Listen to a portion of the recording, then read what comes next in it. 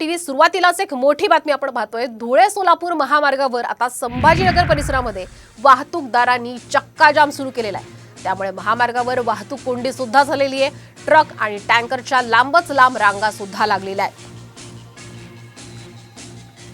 आणि इथल्या परिस्थितीचा आढावा घेतलेला आहे आमचे प्रतिनिधी माधव सावरगावे यांनी। छत्रपती संभाजीनगर शहराजवळील धुळे सोलापूर महामार्गावर ट्रक चालकांनी चक्काजाम सुरू केला आहे। गेल्या 2 तासापासून हे आंदोलन ड्रायव्हरनी हाती घेतल्यामुळे धुळे सोलापूर महामार्ग पूर्णतः जाम झालेला आहे। जवळपास 2-2, 3-3 किलोमीटरच्या मोठ्या वाहनांच्या रांगा लागलेल्या आहेत। वाहतूकदारांचा हा संप छत्रपती संभाजीनगरमध्ये चिघळणार असं चित्र दिसतं आहे। कारण 2 तासापासून राज्यभरातल्या वेगवेगळ्या भागातून धुळे सोलापूर महामार्गावर जाणारे दोन्ही बाजूचे मोठमोठे ट्रक, मालवाहतूक ट्रक इथं थांबलेले आहेत आणि सगळे ड्रायव्हर खाली उतरून केंद्र सरकारच्या या नव्या कायद्याचा निषेध करीत आहेत। छत्रपती संभाजीनगर शहरात काल रात्रीपासूनच वाहतूकदाराचा संप असल्याचा परिणाम हळूहळू जाणवत होता।